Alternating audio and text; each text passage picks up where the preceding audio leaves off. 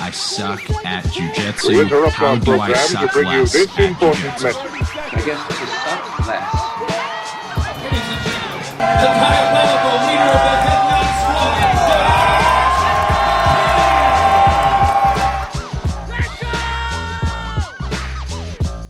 Hey everybody, this is Josh McKinney, and I just want to welcome you to episode 212 of the I Suck at Jiu Jitsu show. So I had a few reasons for doing this episode. Recently we did the 10 Commandments of Jiu Jitsu competition. Love how that episode turned out. I have gotten a lot of great feedback from that. I think because we kind of just touched on things a little bit though. We talked about 10 different commandments that are 10 different things, and then we talked a little about all of them. So today I want to focus on the actual mindset of competition. I've done a mindset of a competitor episode quite a while ago, and it was about self-belief and it was about all these other things. And I don't think that I had as many of the tools to give you guys to be able to implement the things that I talked about. The things that I try to think about and the things that I try to focus on are still pretty similar. I just have better ways of doing it now. And so that's why I wanted to share today's episode. And then specifically, I've had just a few different conversations with friends about imposter syndrome, about other things that you feel when it comes to competing. And I want to get into all that, and I just have a really helpful episode. This one I have not recorded yet as of recording my intro. So this one could be a long one. It could be a short one. It just depends on how clearly and concisely I can convey this information to you guys. And so let's go ahead and get into today's episode.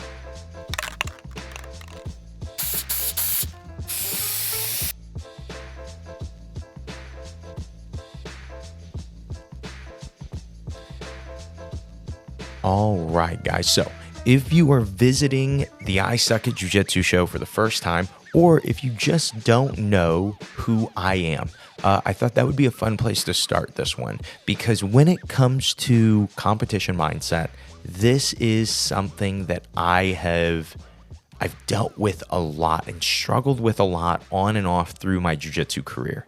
And I have competed in jiu-jitsu. I've competed in jiu-jitsu competition for 15 years. I've competed as an adult for 14 years. And so, I've been in the adult division for a really long time, at white, at blue, at purple, at brown, and now I've spent 5 years at black.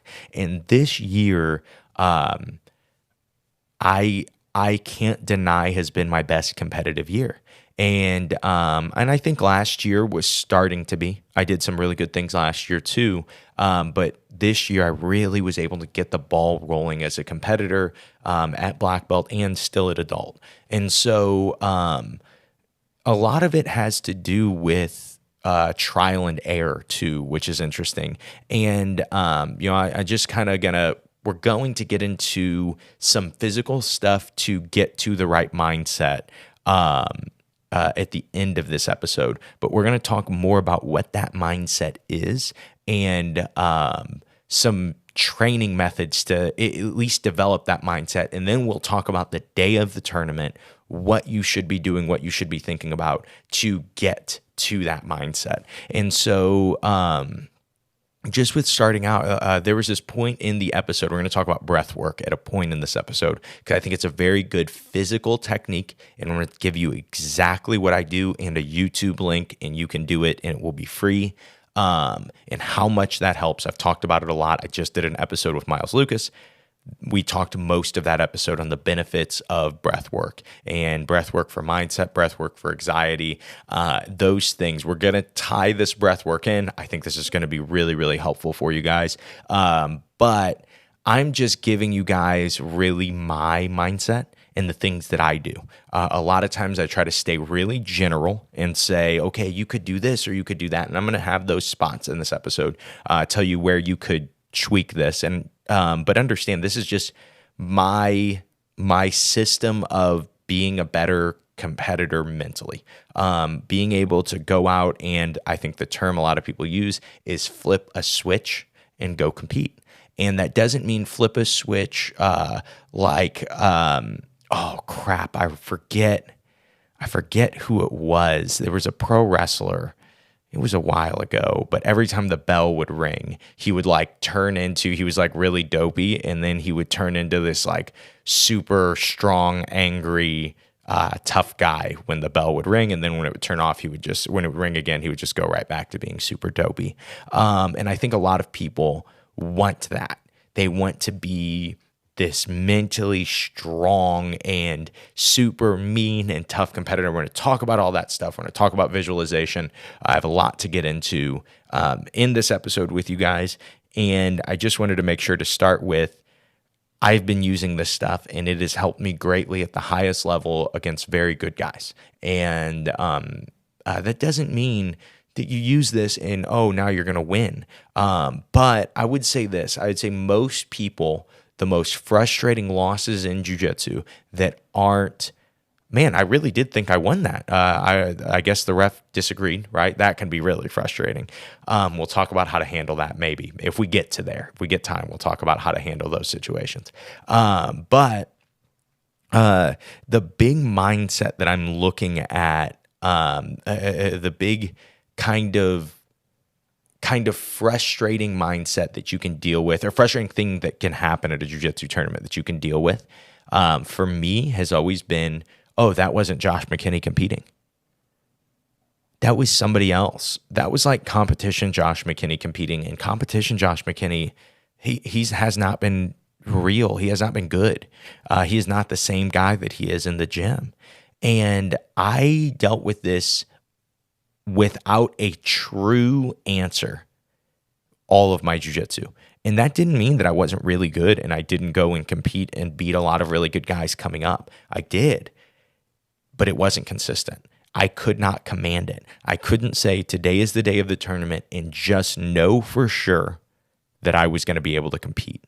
Okay. And so now let's look at what that mindset looks like. And we're going to kind of work backwards, I guess, in this episode. We're going to talk about where I want to end up right before I walk onto the mat in the tournament. And then we're going to look at how to get there. And so I think when I am in I'm trying to adjust my notes so I can find where I was supposed to. Okay.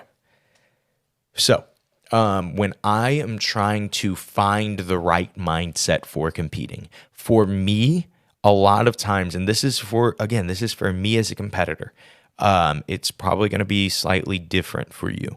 But I am thinking some strategy, but generally the strategy, I've told you guys this before, is very simple. The strategy is as simple as my first 3 moves. That is, if I can be there mentally, not, okay, who's watching me? Do I have a coach for this? Is anybody recording? And thinking about other things like that. I do not think about those things. When we are getting ready and I'm doing my last exhales, as we will get into the breath work in a little bit, but I'm doing those last exhales, I want my mind to be saying, this is what you're about to do, Josh. You're about to get to these positions. You're about to go for these fights. That's what I'm thinking about. I'm not thinking about, okay, how am I perceived when I walk onto the mat? Should I run out to the ref? Should I not? Should I bow? Should I get on my knees and do a prayer and do my cross and then, be ready to go? What should I do? And I see that so often. I see it even at high levels. Guys looking uncomfortable, looking like they shouldn't be there. Okay? You can't do that. You may feel that, but there's a difference between it coming out. When you feel those things, you go back to your first 3 grip fights. That's for me. That's what I want. I'm dealing with it. I'm seeing this guy. This guy's beaten better people than me. Oh, this guy is more relevant than I am. This guy's tougher than me. He's good in this one position. I've got to avoid that one position. I got to avoid that one position. No, those are not my thoughts at all. And if those ever start to come in, I just reset myself. No. First 3 grip fights. There's nothing this guy has for you. First 3 grip fights. And then when I get out there and I start my first 3 grip fights, I just do jiu-jitsu. And we've talked a lot about this idea of just do jiu-jitsu.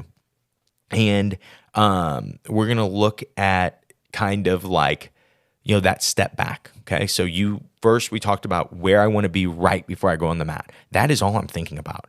I am thinking about nothing else, nothing but my first 3 grip fights. And I do not care what has happened before, and I do not care what is happening after. It is that moment. That is the most important thing that you can do for yourself as a competitor, is not, oh, but I'm nervous. It doesn't matter. You're going to be nervous, but maybe you won't. Those things don't matter. They are a feeling. They do not change your job. Your job is your first 3 moves. Your job is to go try your best, do the things to the best of your ability to perform like yourself. That's why my mindset is so simple. That's why I'm not having to think about all kinds of other things, because I know who Josh McKinney is. And I know when I feel like him, when I feel like actual Josh. And we'll get into what that is as we kind of take more steps back, okay? But I think it's so normal to just let your mind go to maybe a part in the match you might think might happen. Or let your mind go to, oh man, if it comes down to the last 30 seconds and I need a takedown. I always feel like that is the most common visualization when people talk about you should be visualizing competition. And I don't visualize competition very much anymore. Like I said, I've adapted new things, and I will explain to you what those are. But I don't do it much anymore, or I do it in a very different way than I ever did. I actually do it a lot, but I do it differently. But the moment for me is all about being me. It's all about doing because when I go in my gym, I never have to, it's not hard to command. My gym is such a part of me, and this is probably like this for a lot of people. You go into your regular gym and you have no trouble performing. There's no nervousness. Why? Because you belong there. You know who you are there. You know the pecking order there. And it makes it easy to go perform. And so if you know who you are when you go compete, and you believe that you belong, it becomes so much easier to go and actually perform. And so those things, though, are for me, they're a lot more subconscious of that I belong and that I know who I am. The conscious, though, is thinking about the first 3 moves, thinking about the first 3 grips. Little habit before, this is I'm going to try to be as incremental as taking these steps back and doing this whole episode in reverse. Little note, once the ball's rolling, once I've been competing, I'll always remind my guys of this, but always remind myself of it too. And then even after my warm-up, a lot of times we get stuck waiting for long periods of time at tournaments. And that's when those intrusive thoughts start to creep in. That's when you stop being good enough. And that's when you stop, like, oh man, everyone's so tough and you're so tired and you didn't get enough sleep and you didn't eat right and you haven't been training as much as you should. And you start to think about all these other things, which again are not the moment. You need to be in the moment. Not anywhere else. Oh, yeah, well, I had this, I had that. None of those things matter. The only thing that matters is you going out, slap, bump, first 3 moves, first 3 grips, collar grip, foot on the hip, sit to my butt. Those are your first 3 moves, okay? Because your first 3 moves ideally will get you doing jiu-jitsu, get you doing the jiu-jitsu that you want to be doing. So for me, that's what I'm thinking about. I have the ability to play top and bottom and wrestle, right? I can kind of do that with most guys, do all 3 with most guys in my division. And so that actually leads to some strategy where we go, no, you're going to play bottom against this guy. You've been playing top all year, but this guy you're going to pull on. And 1, it can be really shocking. But 2, it allows me to have multiple game plans. But still, when I have multiple game plans, it's never like, Josh, this guy isn't good at stopping mounted armbar, so just mount him and armbar him. It's something simple. My coach will pull me aside, whatever coach I have that day, and say, do this. In like 3 words. You should probably go pull. You should probably pull and sweep really quick, be up 2. Sounds good. That's what I do. I know how to be up 2. I know how to pass the guard when I get there. But when I try to think about, okay, well, what pass am I going to do? And then I'm going to pass him and I'm going to be in side control. And I'm going to step over and I'm going to hit a 180-degree armbar. And that's how people try to visualize their jiu-jitsu matches. And to me, and I'm not backing this by science either. I'm just backing this by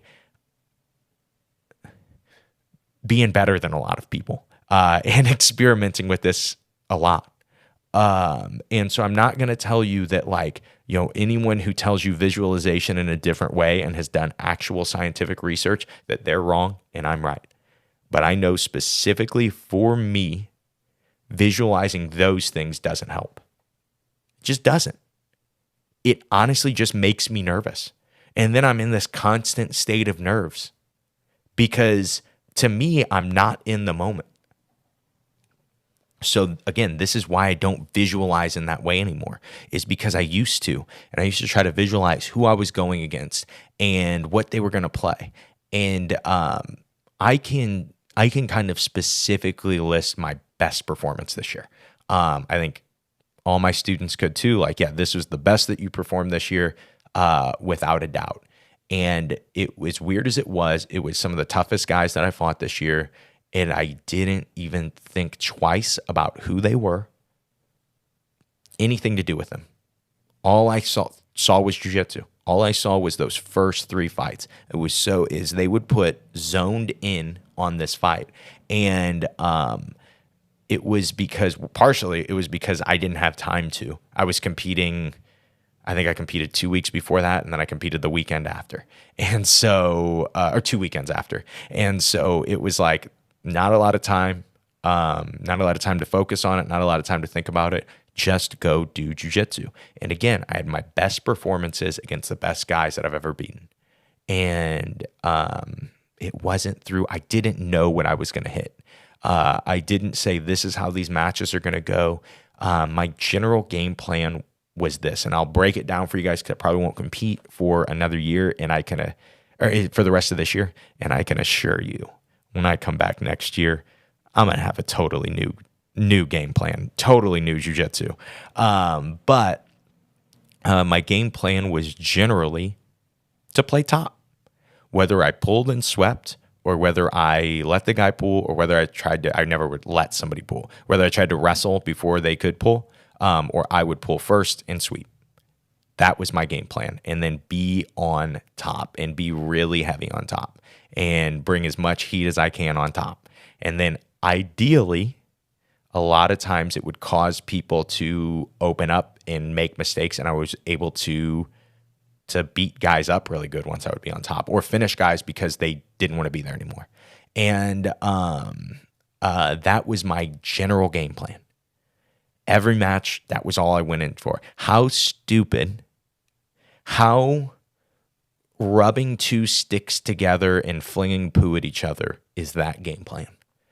Okay, Josh, what you're going to do for 10 minutes against the best guy in the world, who probably has better training partners than you do, who's probably better at jiu-jitsu than you are, probably has a better coach than you have. Just listing off, right? Probably better. But what you're going to do, you're going to take him and you're going to put him on his back, and then he's going to stay there forever. And in that time, you're going to pass his guard and hopefully submit him, or take his back and hopefully submit him. That's your game plan.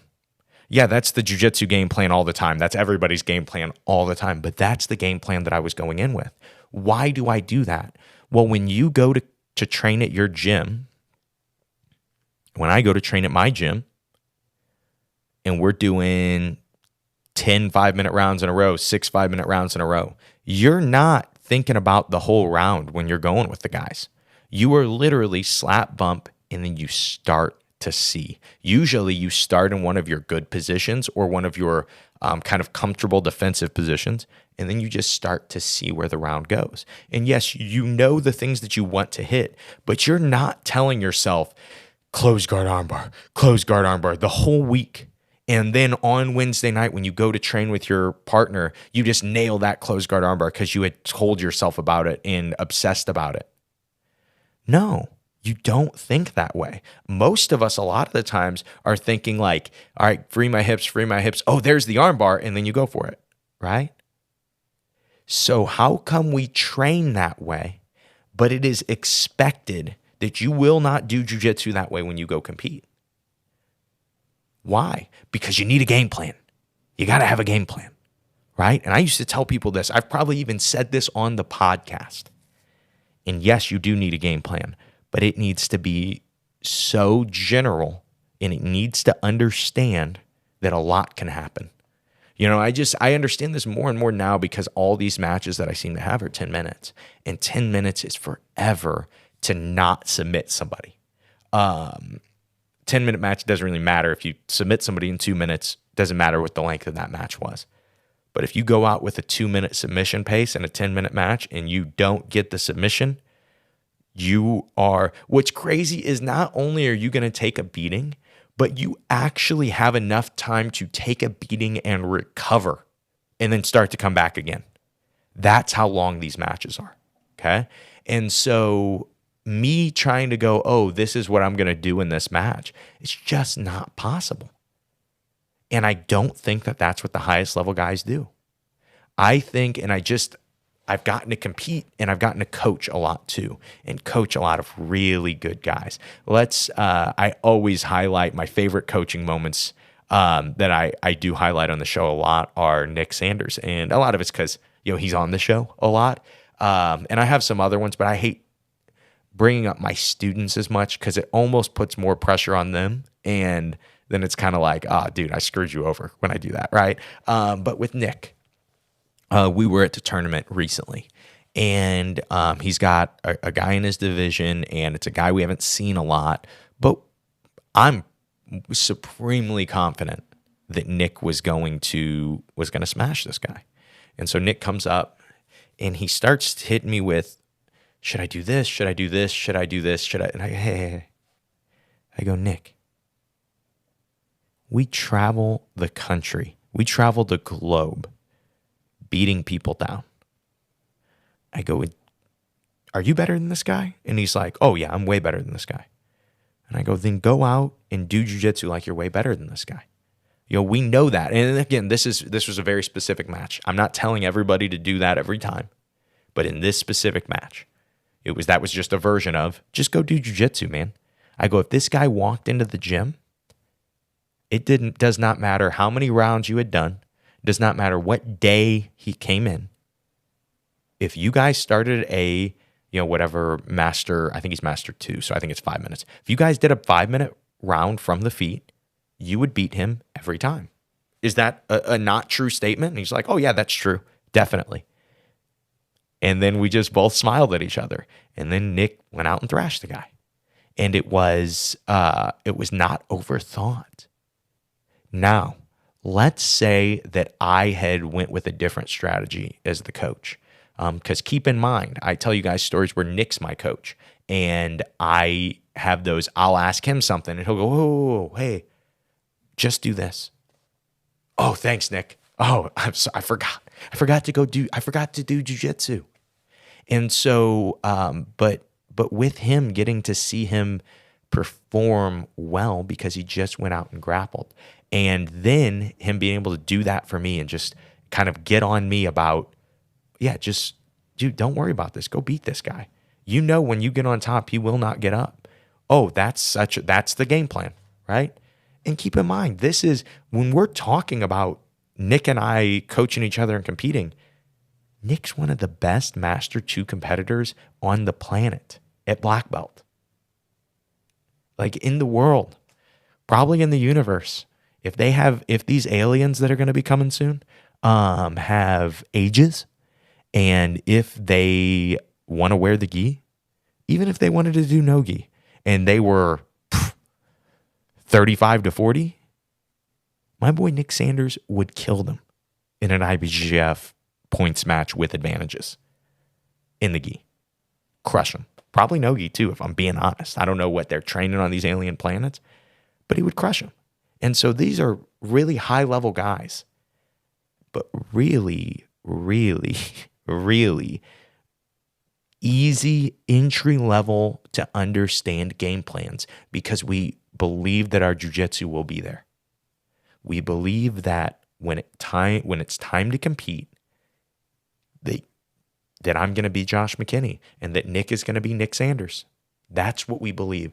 And that is, to me, the mindset that kills imposter syndrome, that kills anxiety, that kills everything else. Why?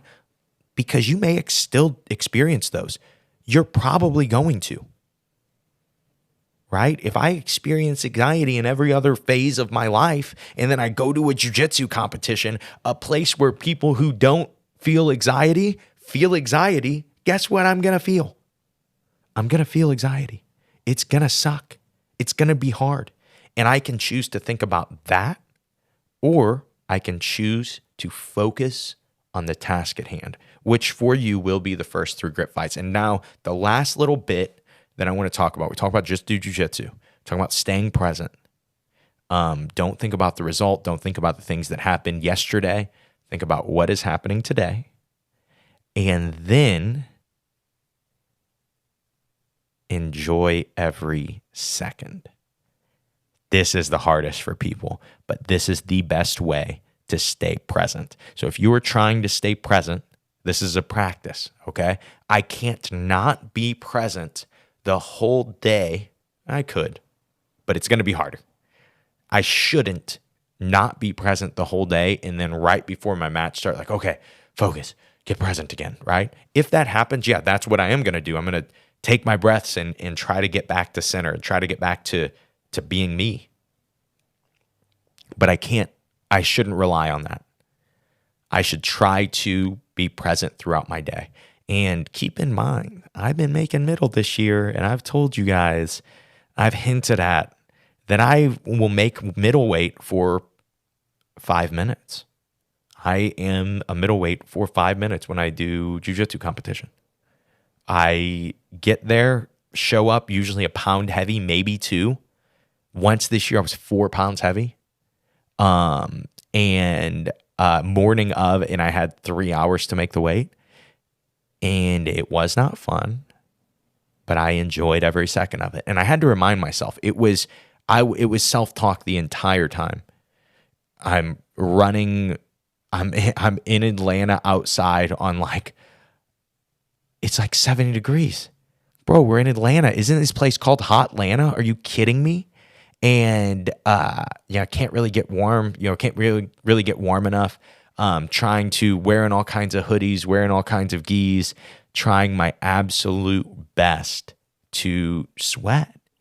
And it wasn't happening. But the whole time that I was dealing with this and trying to do this weight cut, I was talking to myself of like, hey, don't forget, this could be the last time that you ever get the chance to do this. Because if let's say something bad happened at that tournament, or something happened in my life and I just wasn't able to compete again, I would give anything to be back, at least who I am now. Would give anything to be back cutting 4 pounds to get to compete. I would. I love doing it. And that is why you enjoy every second, is because one day, no matter who's listening to this, there will be a day that you do not get to compete in jiu-jitsu. There will be a day that I don't get to compete in jiu-jitsu, or I don't get to compete at the level that I compete at now. No doubt that is going to happen. What would you give once you're there to go back to the weight cut, and to go back to the long car ride, and to go back to the dehydration, and to go back to all those other things? I know that sounds totally nuts, but this to me is the mindset that works. I have been messing with this mindset so much, as much as I can. I have been focused on developing this be present mindset. And I think, what's our time at? We're going to go ahead at this point. That is the mindset that we're going to look at cultivating, to be able to ignore everything else, to be able to just focus on the task at hand, just stay present, just do jiu-jitsu.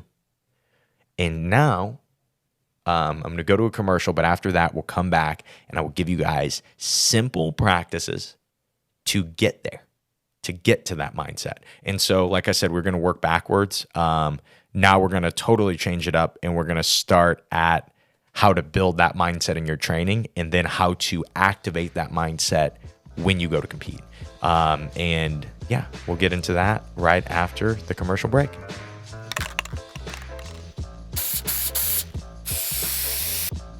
Hey guys, Josh McKinney here, your host of the I Suck at Jiu Jitsu show. I hope you're enjoying today's episode, Champion Stay Present Mindset Strategies for Competition Day. If you're finding this episode valuable and it's helping you take your mindset to the next level, I have a special request for you.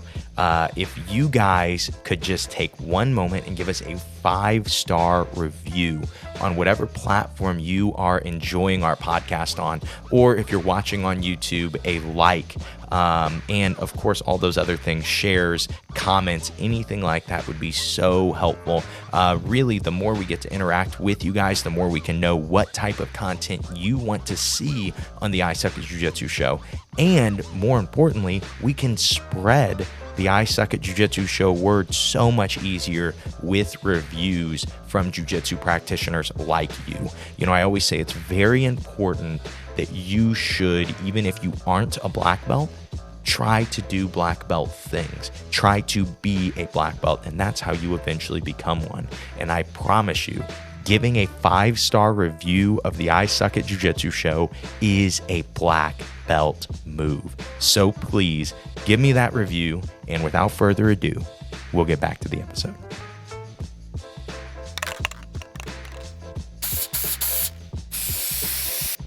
And we are back. So we talked about the right mindset to have. And I didn't say this, but let's be clear. Being yourself is different than being myself. So maybe your mindset is more aggressive than mine is. Maybe it's even less than mine is. I find what works for me. And now we're going to talk about how to do that. And so don't think that your end goal mindset is going to have to be exactly what mine is. But I do find that general ideas of staying present is pretty much the most important thing when it comes to competition. Not worrying about your weight cut, not worrying about all those other things. And then those other things are just simple practices to get you present, right? Enjoying every part of being thankful for every part of a jiu-jitsu competition. It makes it so much easier to stay present. And it makes it so much easier to not think about, am I going to lose? Am I going to lose? Am I going to embarrass myself? Am I going to lose? You don't worry about that stuff. Honestly, I made that little joke on the commercial that you should be striving to do the things that black belts do, or high-level grapplers do. High-level grapplers don't think that stuff. Even when you know, one of my boys who's a high-level guy, he's going out to compete, and we're all whispering to each other like, oh, I wish he wouldn't have drawn this dude first round. He's probably going to get killed. But if he's high-level, he doesn't believe in that stuff. He doesn't even think about it. It is not relevant to him because he is fighting in the present moment. In the present moment, it doesn't matter what this guy has won before, how much more he's competed than you, how much better on paper he is than you. You have 5 minutes to go do your jiu-jitsu. If you focus on anything else, you will not be in those 5 minutes. And so now let's talk about finding yourself, finding that mindset that works for you. And I think the best way to start this is to look at your training. I have thrown in by accident the ideas of kind of performance versus progression training. I'm going to tell you exactly why I think this way now, okay? So when it comes to your jiu-jitsu training, in general, most people Their training sessions are exactly the same, everyone they go into, except for open mat, and open mat is just roll live, okay? And generally, when you start to think about competing, all you'll do is add some intensity to all those training sessions and that open mat. I think that's really common. I see that most of the time that's what people are doing. I've done that for years too, okay? But to me anymore, it doesn't make sense. I'll give you a few examples of why. First of all, the reason I don't think it makes sense is there are other sports that have way more money in them other than Jiu Jitsu. The one I highlight a lot is the NFL, because in the NFL, you play one time per week. You will never play more than one time per week in the NFL. It's just how it goes. You have to perform once, but that performance matters a whole lot. And when it starts to get down to the tournament, you're one and done if you don't perform that one day. So all of their training is built around performing that one day, not just being good in training, at least for the best people. They focus on how they can win that one day, how they can perform that one day.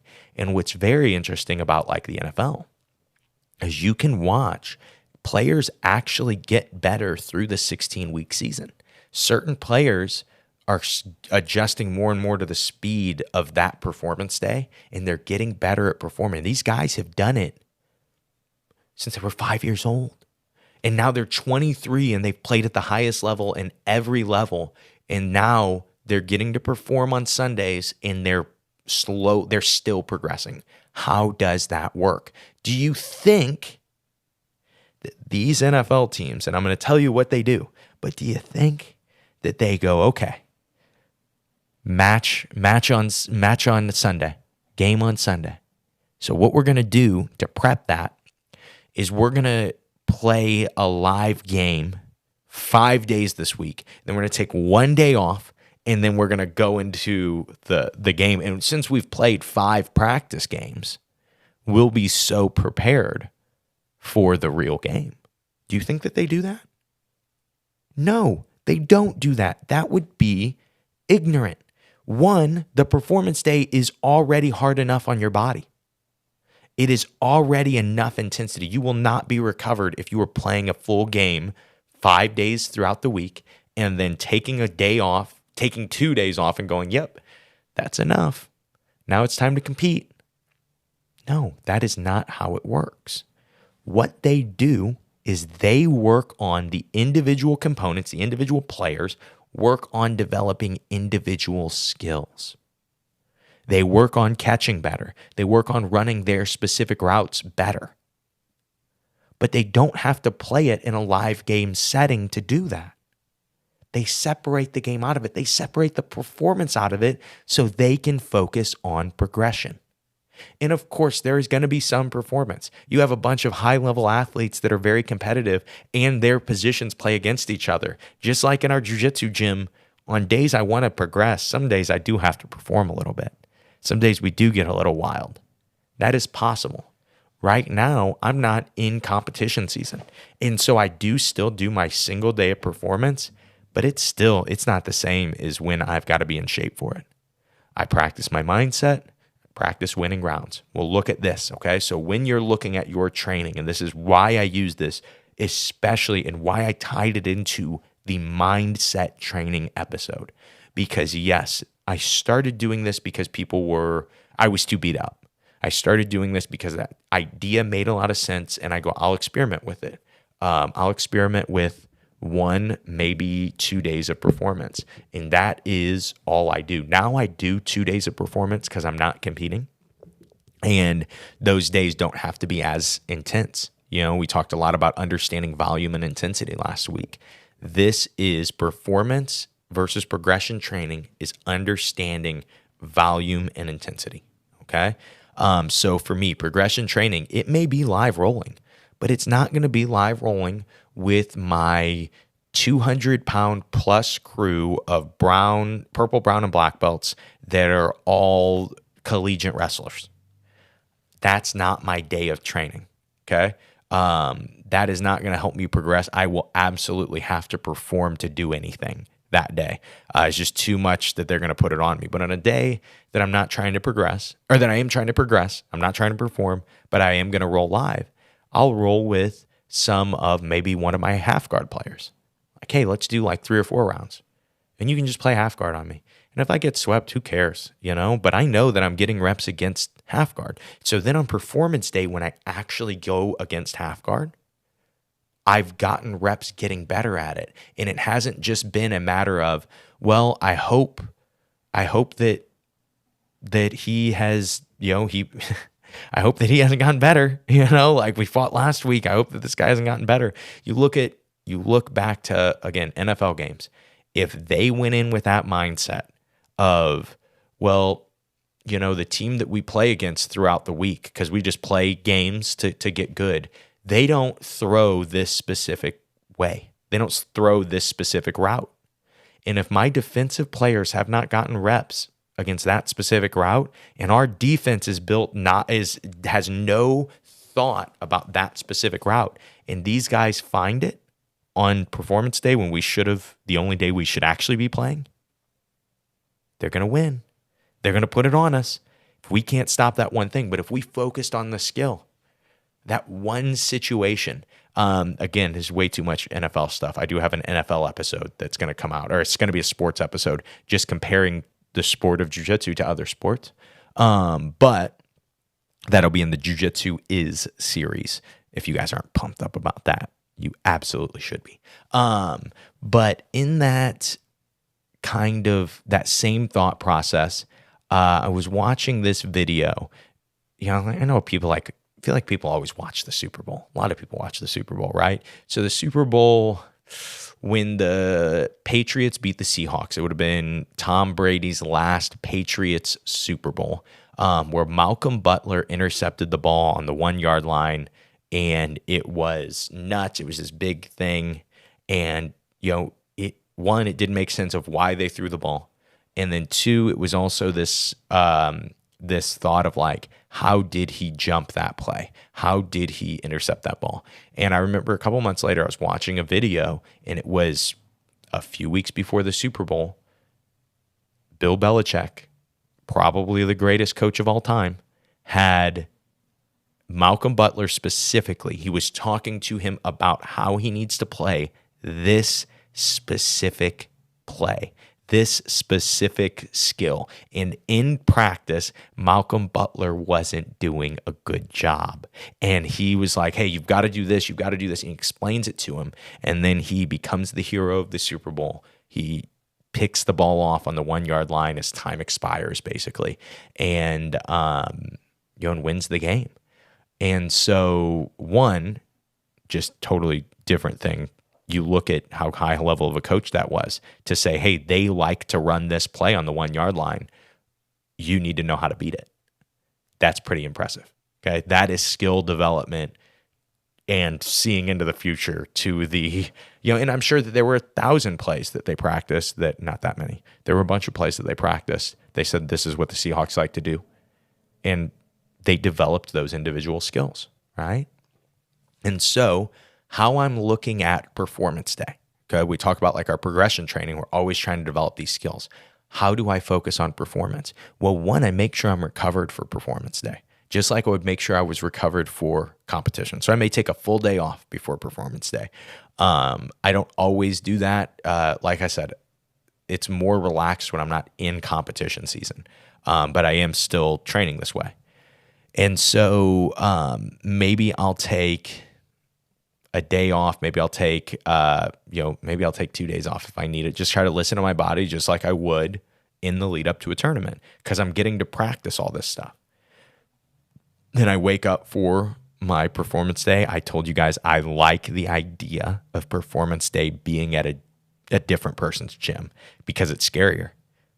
It's so much harder to command the mindset when you're in a foreign environment and you're in a hostile environment to an extent, and so I love to do that, or train just with some different people, just something that makes the training a little different. Then on my way there, before 2 hours before the training session, whenever I want to start I start practicing the habits I'm trying to develop for competition day. I can practice my warm-up. I don't do that every performance day. Once I had a good warm-up, I was like, okay, I've got a good warm-up. I'm good with this. I'll talk to you guys about warm-up in just a second. But I would do my warm-up, do my breath work, always hit that on performance day.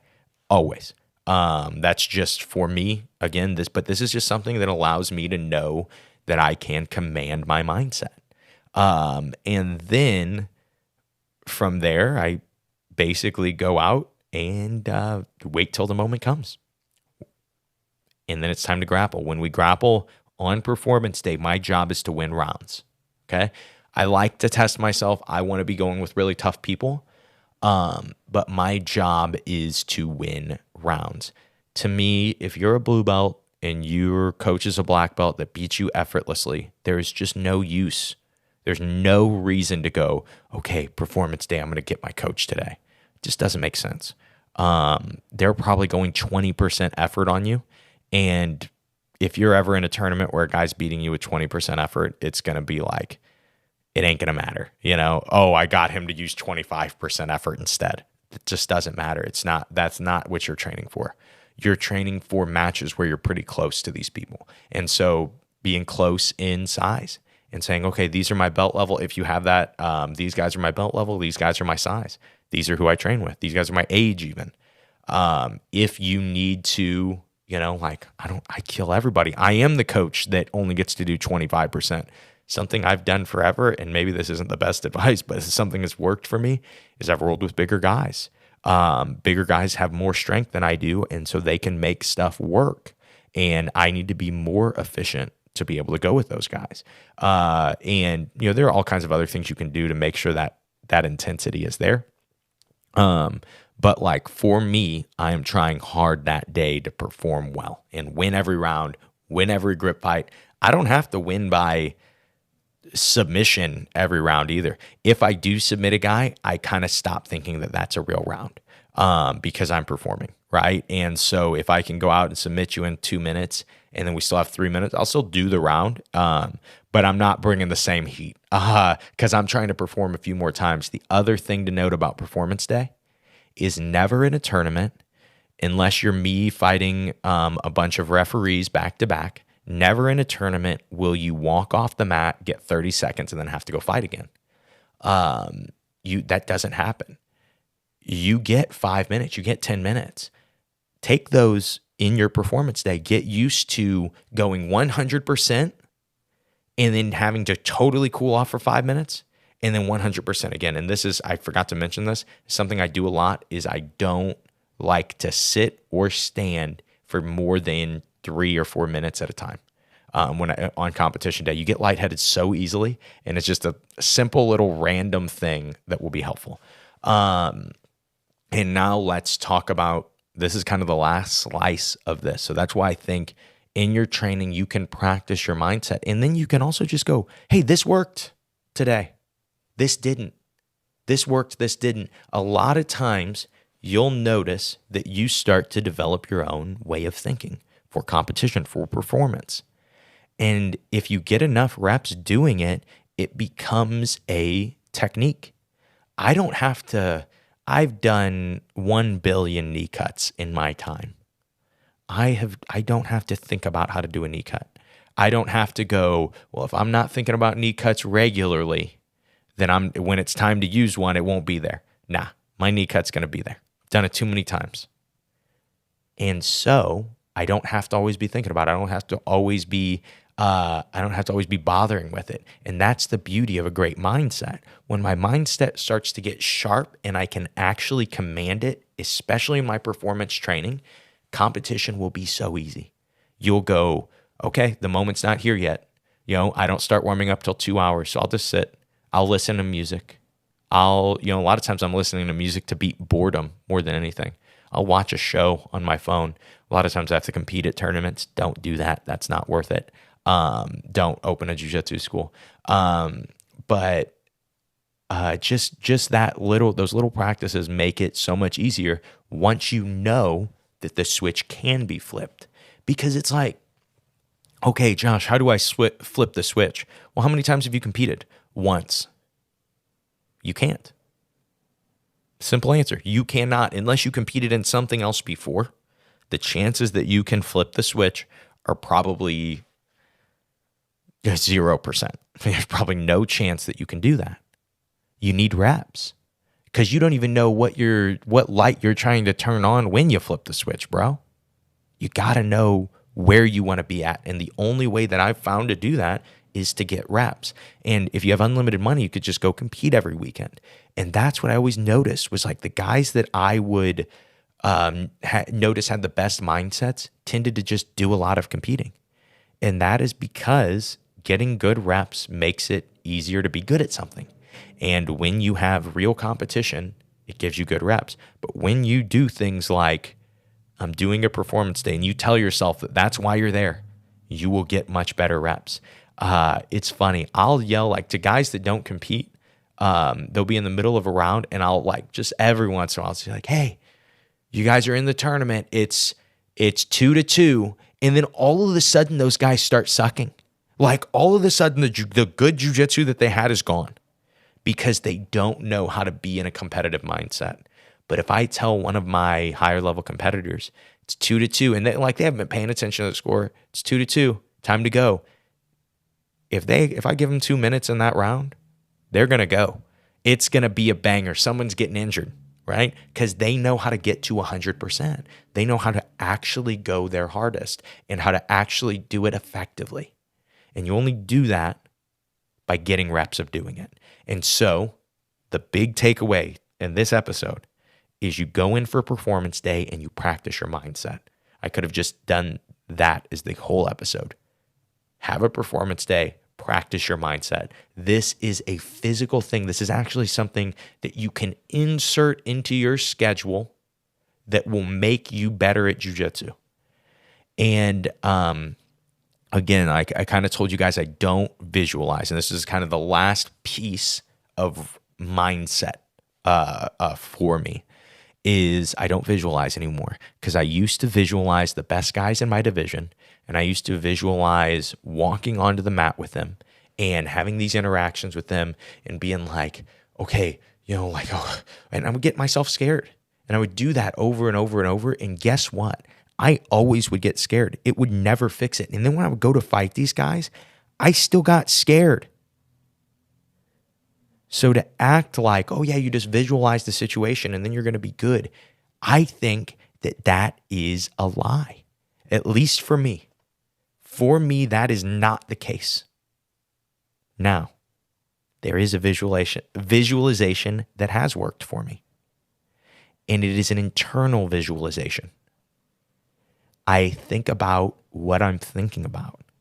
I think about how my hands feel, how my head feels, how my bounce on my toes that I do, the Eric Hebner bounce that I do, how that feels. I think about, man, my fingers work, my wrists work, my elbows work, my shoulders work, my neck works. I can breathe. Those are the things that I'm thinking about. I'm doing a mental checklist of things to make sure that the weapon that I'm about to bring out onto the mat works. That's the mindset that I want. It is not anything other than bringing the right Josh out on the mat. Who cares if those guys are better at jiu-jitsu than the right Josh? I don't believe that they're going to be. Who cares if they are? I do care a lot, though, if they are just a little more mentally tough than me, and that's why they beat me. If they didn't beat me with better jiu-jitsu, that's something I care about. That's what I avoid. That's what I don't let happen. And so what's been interesting about this mindset training, because I always people worry about, yeah, but what about 2 minutes left when you're down? Are you going to break mentally? Are you going to be able to make it through? Well, I don't have to do visualization reps for that because I go and I have a performance day. And there are times often in my performance day where I'm rolling with a high level guy that is, superhuman, tough as nails. And I am down 2. and there are 2 minutes left, and I have to actually do jiu-jitsu to win that situation. And I have to actually get a true rep testing my mindset and testing, can I believe in myself here? And there is no doubt to me that I've been in deeper matches that I someone's made the pointed out to me, like, man, Josh, if you were doing 6-minute matches at black belt, you look better than, like, in your first couple of years at black belt, you look better in almost every match that you have. And I'm fighting super good guys. I look better than them in the first 6 minutes, and then I would lose in the last 4. Get my back taken, get submitted, something would happen. And partially that was pacing. But to me now, I recognize that is I was kind of being mentally weak in a lot of those matches. I didn't know that that's what that was. I didn't have a good way to define that. But that was all that was happening, is I was losing the present moment. I would start to go, man, 6 minutes. I'm really tired. Oh my gosh. What's going on? Oh no, he's got that grip. Oh no, he's got that grip. And I would stop being present because I was worried about, well, if I push any harder, I might totally gas out and then I might lose.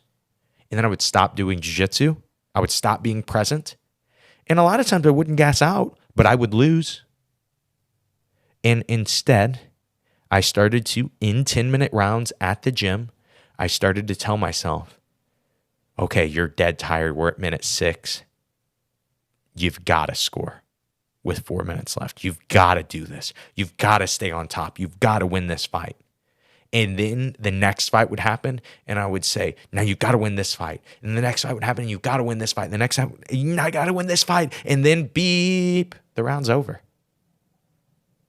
Oh, I just was focused on the clock, wasn't I? And how tired I was. Those things, I can't focus on them, man, at least not in a negative way. I'll focus on the clock when it's against you. I'll think about the clock a lot when it's against you. Like, tick, tick, tick, you're still losing. You're still losing. Hey, do you know you're still losing? Because mentally, that's fatiguing. It's frustrating, right? We've been there. We've all been there where we're like, dude, I'm not going to win this. I'm going to lose this match. Oh, no. So then that is, to me, that is what I'm trying to accomplish in the lead up to the tournament, is bringing the right Josh there, making sure the right Josh is warmed up, making sure that he is present, that he's in the moment. And I do this same stuff for my athletes as a coach. Like when I see one of my guys and I go, oh, this guy's not focused on that. Or when I see him and he wants to talk about something that isn't relevant at the tournament, that isn't the present moment. Yeah, I was out drinking last night or something like that, right? Because I head nod guys, right? Okay, what do you want me to do about that? That doesn't matter. Your opponent doesn't care about it. Nobody cares about it. Don't let it enter your mind, because when it enters your mind, then you're not focused on competing. You're not focused on your first grip fight. Don't let whatever intrusive thought that you deal with into your mind. And the easy way to do that is get reps beating it on performance days. Get enough performance days, and I promise you, your mindset problems will be gone. Get the right amount and just stay consistent on it. And again, I always give credit where it is due. A lot of these ideas just come from one simple sentence. Mark Vives. Hey, Mark, how do you compete every weekend? Oh, it's simple. I compete every weekend. Thanks, Mark. Thank you. That's what you're going to give me? Yeah, I compete every weekend like the NFL. Wait, what? Yeah, like NFL players do. They compete once a week. In jiu-jitsu, we compete once a week. They have billions of dollars in their sport. Why wouldn't I look at what they're doing? And so that's where his lifting comes from, and that's where all these other things that he does comes from. And to me, that was just this life-changing statement. So now let's talk about the last little bit. So you talked about who I'm trying to warm up, where we're trying to get, just really trying to dig into what my mindset is as a competitor before I take 6 months off of competing. You know what I mean? And just making sure that we're on that one. But yeah, just the little things that are going to be really big things for you is not just warm up. Let's look at before. Let's look at the night before. A lot of us have to travel to compete. Don't waste your energy. Okay. Oh, we're going out to New Orleans in downtown. Like, nah, I compete tomorrow. That's my energy for tomorrow that I would be wasting tonight, right? Get good sleep as best as you can. Told you guys this about travel. When you show up, as soon as you get there, do a little workout, like 2 minutes, like a little walk, roll out your whatever you need to roll out. Just do something. A lot of times it's mega helpful. And then when you show up to the tournament, you show up, you warm up, and then for me, I like to do my breath work, my warm up, and then go compete. Little hack. I like to do those. We're talking about traveling. Get your hotel as close to the venue as possible. Do your warm up and your breath work at the hotel. A lot of times you can do that. It keeps you totally out of the environment, way more of a controlled environment. You can have your headphones in. You can control exactly what your environment is, stay very present. And then you can't do this with all tournaments, right? They don't all have a reliable system of knowing when you're going to go. But for ones that do, and they'll probably be mad at me for telling you guys to do this, but that is a really smooth move because you can get your mindset right and then show up and then fight. Right? You don't have to show up, get your mindset right, and then fight, right? And so it's just a little easier of a thing. But for me, my warm up is to get my my body warm. That's again, everything I've said is so stupid this episode. Yeah, your game plan should be simple. Should be on top, be on bottom, win from there, right? Your warm up should warm you up. Thanks, Josh. Really dropping the knowledge bombs on this episode.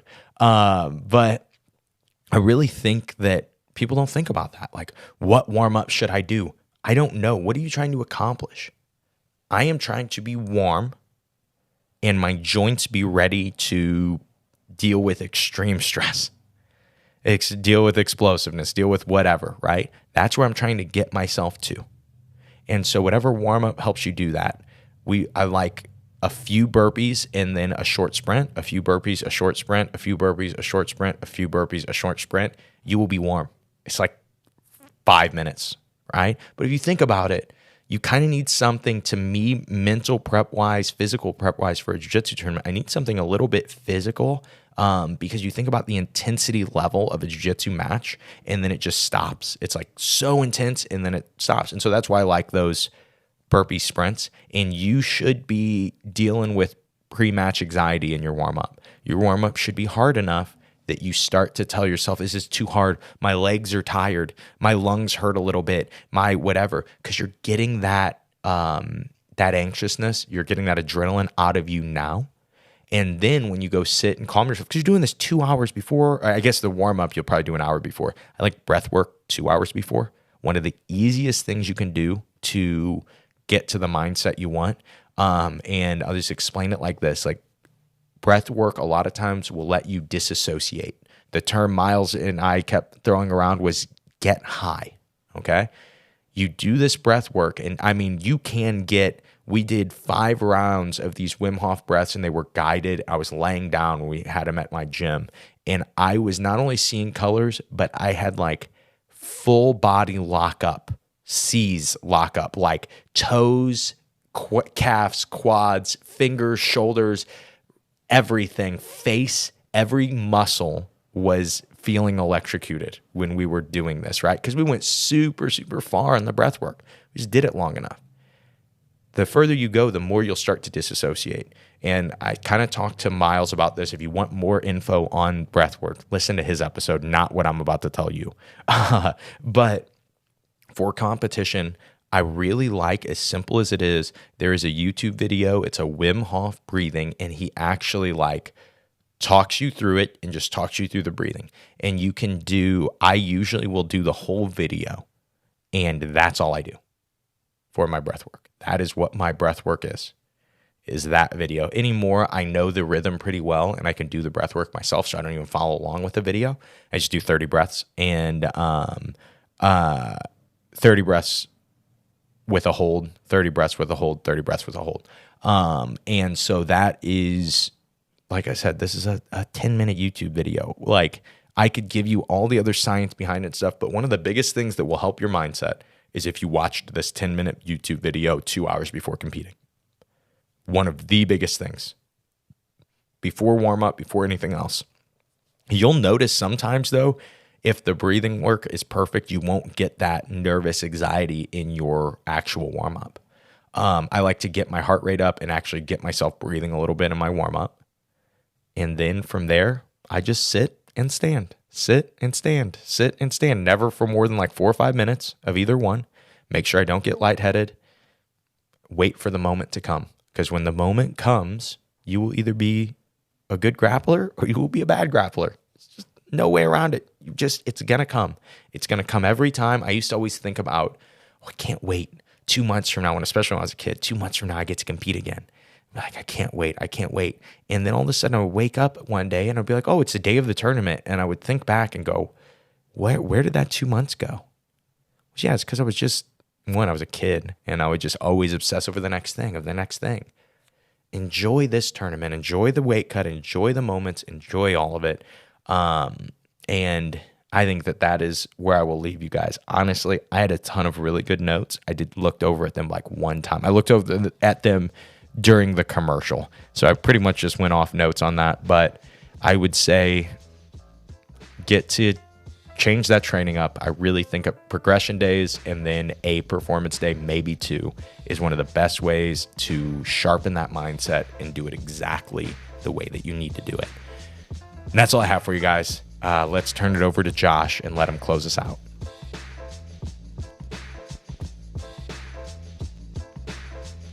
And that is the episode. Thank you guys for checking this one out. I always love doing these competition ones because I know, like, for instance, if I could have sent 2019 Josh just that one episode, I know for sure that it would help him so much.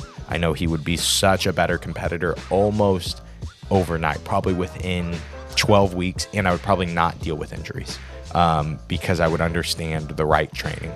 And that would be amazing if I could do that. Obviously, I cannot, but what I can do is I can help you guys today with this. And so that's why I love these competition ones.